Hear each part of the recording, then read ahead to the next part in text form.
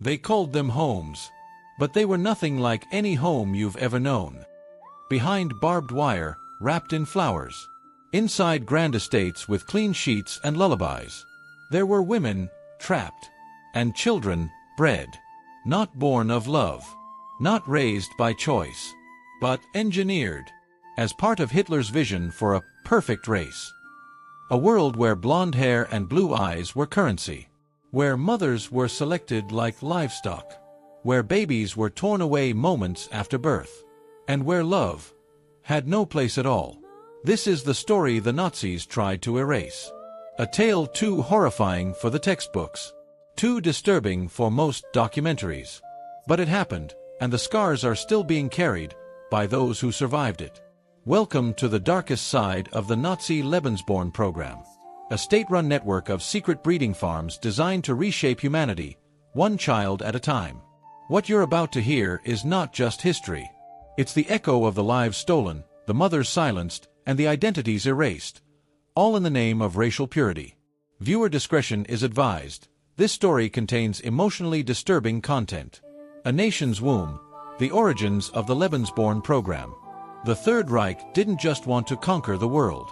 They wanted to repopulate it with children that looked a certain way.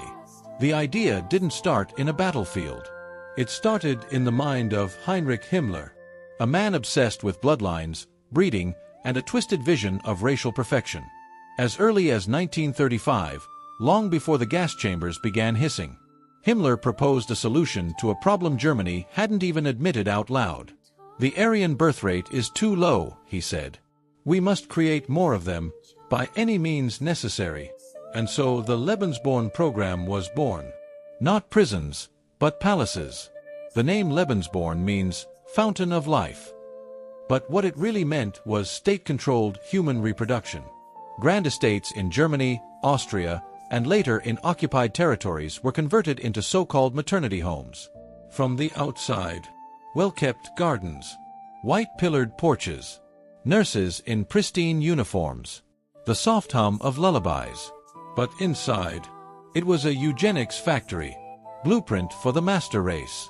The rules were simple and terrifying.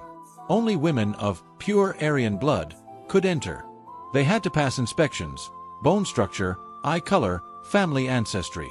SS officers, often hand-selected, would impregnate them under state approval. Sometimes it was consensual. Sometimes it wasn't. Sometimes the women were promised love, protection, even marriage. Other times, they were just told they were serving the Reich. And no, they wouldn't be keeping their child. Himmler's vision, weaponizing the womb. Himmler saw the German woman as a vessel for the future. Not an individual, but a means to an end. We must be as ruthless in our reproduction as we are in our military campaigns. Himmler, 1936. He believed that through controlled breeding, Germany could create a superior population. Engineered like livestock, calculated by bloodline and appearance. It was never about love. Never about family. It was about numbers. More Aryans. More power. More control. And this was only the beginning. Because what started as selective breeding soon became something far more disturbing. Inside the facilities, the women chosen and the children taken. You weren't allowed to cry. You weren't allowed to ask. You were just expected to give birth. And then, forget it ever happened. Testimony from a Lebensborn survivor's mother. The women who entered the Lebensborn homes often arrived alone, confused and afraid. Some were unmarried girls, lured in with promises. You'll be protected here. The Reich will care for your child. You're doing something heroic. They were told they were special, chosen, not for who they were, but for what they could produce. Medicalized motherhood. Each woman was assigned a bed, a number, a schedule. Nurses monitored them day and night, not out of compassion, but for data. Birth weight, gestation time, skull measurements, everything was recorded. Not for the mother, but for the Reich's genetic archives. They were fed according to racial hygiene diets. Their wombs treated like laboratories. A delivery without emotion. When labor began, the nurses were ready. Not to comfort, not to support, but to remove the child as quickly as possible. Mothers were often allowed to hold their newborn for just minutes, if at all. Then the child was taken, given a number, filed into the Reich's growing list of pure-born infants. One woman later testified, "I gave birth to a boy. He didn't cry. He looked straight at me. They took him. I never saw him again." No right to love. Mothers weren't allowed to bond. No lullabies. No photos. No naming. To the Nazi system, maternal love was weakness. It disrupted the state's control over the child. If a woman protested, if she begged to keep her baby, she was labeled unfit and sent away. Sometimes sterilized. Sometimes imprisoned. All while her child was placed into an adoptive Nazi family, often never knowing their real origin. These children would grow up being told they were special, that they were the future of Germany, and yet, some would later uncover the truth. They were born into a lie. Fathers of the Reich, the SS role in forced breeding. They weren't asked to be fathers. They were ordered to perform. Confidential SS Directive, 1937. The women may have been selected, but the men were recruited. Not for kindness, not for character, but for purity, loyalty, and their willingness to breed on command. Man-pilot SS men as genetic tools. Heinrich Himmler issued a direct order to his elite SS forces. Your duty is not just to defend the Reich. It is to reproduce it. Eligible SS officers were matched with Lebensborn women, like studs in a stable. These pairings were encouraged, even celebrated. Some men saw it as an honor. Others saw it as disgusting. But refusing the order, that wasn't an option. Test tube records of eugenic pairings. Official Lebensborn records reveal charts. Pairings approved by cranial measurements, jawline proportions, hair samples, and family bloodlines. This wasn't intimacy. It was reproductive calculation. Mating orders were sent to specific SS officers, complete with the woman's physical stats, ancestry, and scheduled visit. They were told it was for Germany's future. What many didn't realize was that they were being used too. Military medal, a soldier's reward. For some, fathering a child through Lebensborn came with rewards. Rank promotions, special leave, tax exemptions, public praise in SS circles. The child would be raised by the Reich. The father's duty considered fulfilled. No further involvement. But what if the child was imperfect? That's when the situation turned cold. Firecracker when purity failed. If a child was born with a defect, anything from a cleft lip to suspected Jewish features, they were marked. Marked for separation, for experimental testing, or worse, for mercy killing. The father was never notified.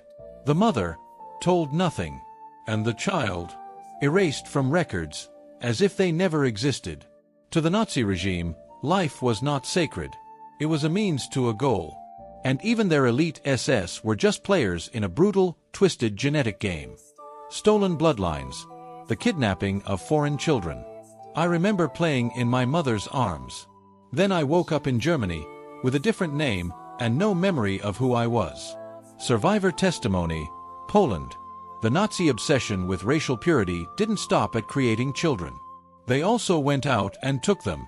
Between 1940 and 1945, over 200,000 children were kidnapped from Poland, Czechoslovakia, Ukraine, Norway, and other occupied countries. Why? Because they looked Aryan enough. Targeted for their faces. These weren't random abductions. The SS sent out teams to inspect schools, orphanages, hospitals, and homes.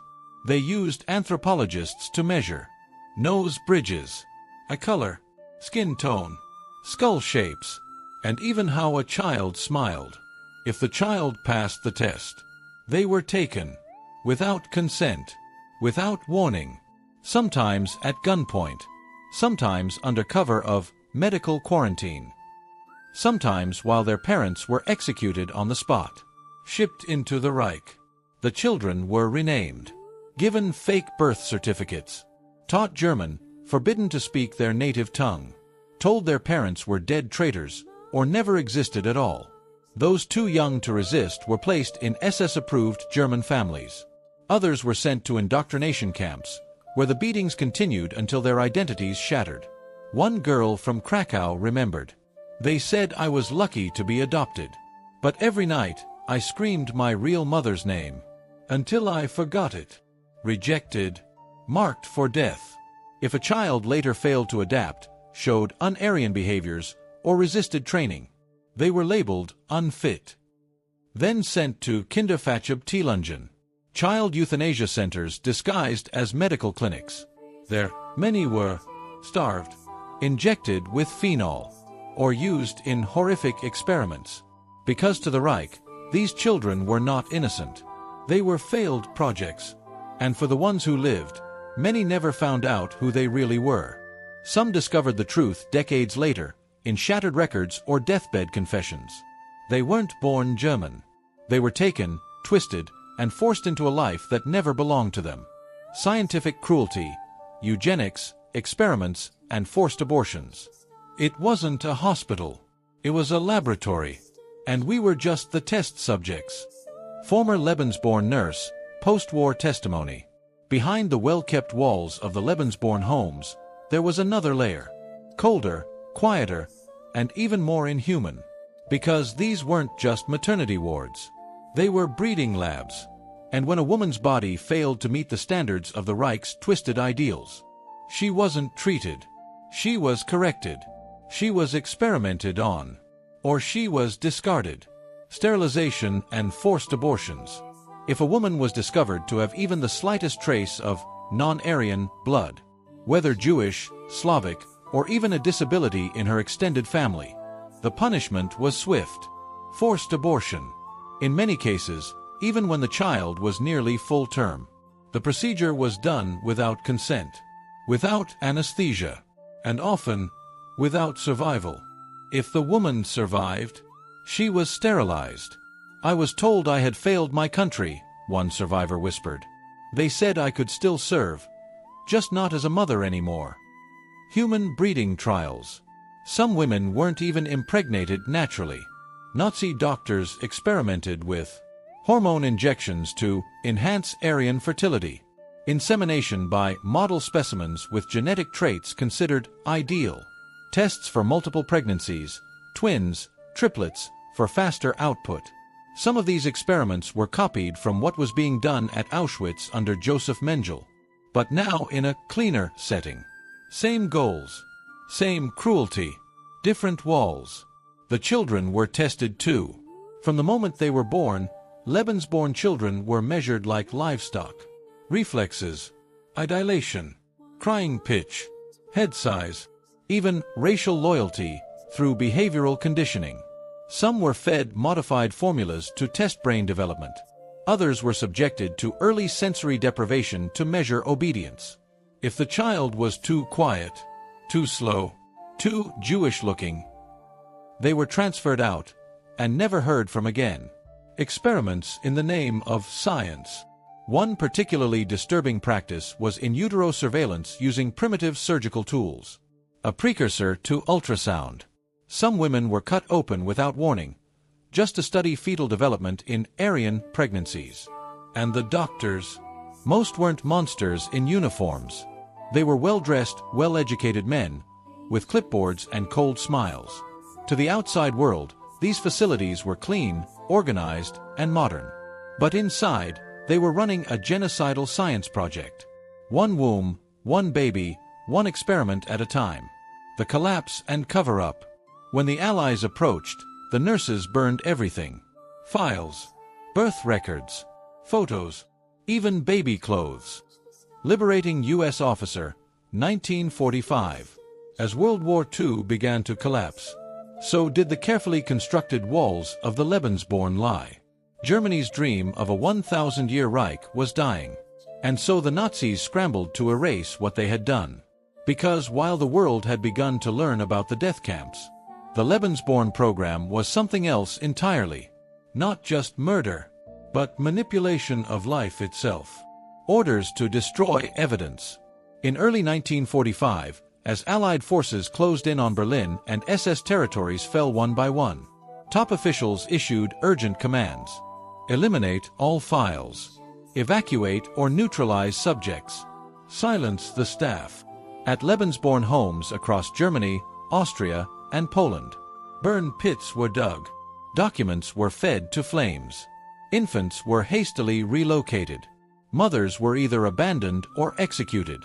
Some nurses poisoned entire nurseries rather than let defective babies fall into Allied hands.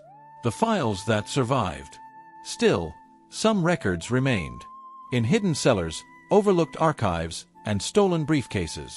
The Allies began piecing together the scale of the program. They found genealogy reports, child pairing charts, insemination quotas, photos of pregnant women with numbers around their necks. It wasn't just one facility. It was a coordinated nationwide system run at the highest levels of Nazi command. The children reclassified. Some Lebensborn children, those too young to speak or remember, were adopted in silence. Others, older and resistant, were sent to orphanages as war victims, with no mention of their true origin. A few were returned to surviving family members. But most were told nothing. "We were ghosts," one survivor said. Paperless, parentless, product of a project no one wanted to admit existed. The post-war silence. After the war, the world was horrified by the camps, the gas chambers, the emaciated corpses. But Lebensborn, that was harder to define. There were no mass graves, no open ovens, just quiet rooms, missing children, and terrified women. So for decades, governments didn't talk about it. Many Lebensborn staff were not prosecuted. Some even resumed work in post-war German clinics. The children were told to move on. The mothers, told to stay silent. But the truth has a way of rising, even from ashes. The children left behind. I thought I was German. Then I found a photo of a woman holding me in a Polish village. That woman was my real mother, and she never saw me again. Anna, Lebensborn child, interviewed in 1996. They grew up in houses that felt too quiet, surrounded by families that looked like them, but didn't feel like them. Some were raised by SS veterans, others by well-meaning German couples. But deep down, many Lebensborn children knew something was wrong. No birth certificate, no baby photos, no memories before age 4. And when they asked questions, they were told, "It's better you don't know." Identity shattered. When the truth began to surface decades later, through declassified files, war crime trials, or dying confessions, some of these children discovered they were kidnapped from foreign countries, adopted through SS programs, born in secret eugenics clinics. The result: depression, anxiety, suicidal spirals, and a haunting question no one could answer. Who was I before they took me? Searching for roots. Some spent decades tracing their true identities, comparing DNA samples, filing court requests to unseal Nazi records, visiting the towns they were stolen from. In Poland, Ukraine, and Norway, some birth families still waited, or at least hoped. But most were long gone, and the documents were missing, or burned, or falsified. I found a single card with my real name, crossed out. Underneath was my German name, in ink. Marcus, born Marek Jankowski, stolen at age 3. The mothers never recovered, while the children grew up confused. Many of the mothers never healed at all. They lived with shame for being used by the Nazis, guilt for not protecting their child, silence because no one believed them. Some went to their graves never telling a soul. Others confessed on deathbeds, or whispered the truth to grown children they were forced to abandon. No real justice. Even after the truth emerged, most Lebensborn survivors received no apology, no reparations, no acknowledgement. Many were still called Nazi brats or Hitler's children. as if they were responsible for the crimes committed against them.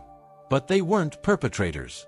They were products of an inhuman system, designed to erase their origin, rewrite their purpose, and shape them into tools of a genocidal regime. A truth still buried, the lasting silence around Lebensborn. People know about the camps. They know about the gas chambers. But when I say I was born in a Lebensborn home, they just look confused. Or worse, they look away. Gisela Heidenreich, born in Lebensborn Steinhöring, 1943. Even now, nearly a century later, the full truth about the Lebensborn program remains hidden in the shadows. Why? Because it wasn't just a crime of war. It was a crime of identity, silence, and selective forgetting. Post-war Germany's deep shame. In post-war Germany, the nation was desperate to rebuild, to move on, to forget, to bury the sins of the Reich. While Nuremberg trials broadcast the horror of Auschwitz and Dachau, the clean crimes of Lebensborn were too complicated, too uncomfortable. So they weren't discussed. Victims were told to be silent. Governments failed to prosecute key officials. Archives were sealed for decades. Even the word Lebensborn was erased from schoolbooks. And most Germans today have never even heard of it. Survivors left in the dark. Many Lebensborn children didn't learn the truth until they were well into adulthood. Some only found out after the fall of the Berlin Wall, when East and West German records were finally cross-referenced. But even then, names were redacted, files were missing, and whole chapters of human life were lost forever. A man named Lars, raised in a wealthy German household, recalled the moment he uncovered his adoption papers. "I was stolen from Norway at age 2. My name wasn't Lars. And the people I called mother and father knew everything." A call for recognition. To this day, Lebensborn survivors, both children and mothers, have asked for public acknowledgement, financial compensation, a memorial for the lost identities. Only in recent decades have small steps been taken. In 2006, Norway issued an apology to children kidnapped by the Nazis. Germany has opened limited files for research. Documentaries and survivor memoirs are finally reaching wider audiences. But for many, it's still not enough. Because the world remembers what the Nazis destroyed, but still struggles to face what they tried to create. We weren't raised. We were manufactured. Lebensborn child, age 78. Legacy of the forgotten. Why this story still matters today. It didn't end with the war. It ended with silence. And silence is how evil survives. Historian of Nazi eugenics programs. The Lebensborn Project may have collapsed with the fall of the Third Reich, but its echoes still haunt the present. Because this wasn't just about stolen babies or manipulated wombs. It was a glimpse into what happens when a government decides who is worthy of life, and who is simply a resource to be managed. A blueprint for modern manipulation. Today, some scientists revisit the ideas behind eugenics. Not through war, but through gene editing, designer babies, and nationalist ideologies dressed as science. The difference? This time it's quieter, more polite, more technological. But the ethical lines? Just as fragile. The Lebensborn Program is a historical warning of what happens when humans are reduced to bloodlines, charts, and data points. Why people need to know. This is not just about history. It's about memory, accountability, and the people who still live with the scars and questions the world refuses to face. What makes a child worthy of love? What makes a woman's body her own? And how many stories have we buried, simply because they're too hard to stomach? The truth they tried to burn. They tried to erase it. They burned the records. They silenced the mothers. They renamed the children. They smiled for cameras, while lives were being rewritten behind nursery doors. But the truth didn't die. It waited. In the whispers of survivors. In the yellowing files locked in archives. In the eyes of elderly men and women who still don't know who they really are. They called us the fountain of life. But they never let us live freely. Gisela, Lebensborn survivor. This is not just a tale of one of the darkest Nazi secrets. It's a reminder that history isn't always about the bombs or the battles. Sometimes the deepest evil is done in nurseries, in hospitals, in homes with white curtains and the smell of milk in the air, where the cries of babies weren't signs of joy, but part of a terrifying experiment in control. If this left you speechless too, share this with someone who believes every life deserves to be remembered. Comment below. Should the Lebensborn survivors finally be recognized? Subscribe to @History Stoic Insights for the buried truths history tried to erase. This is where the forgotten voices are finally heard.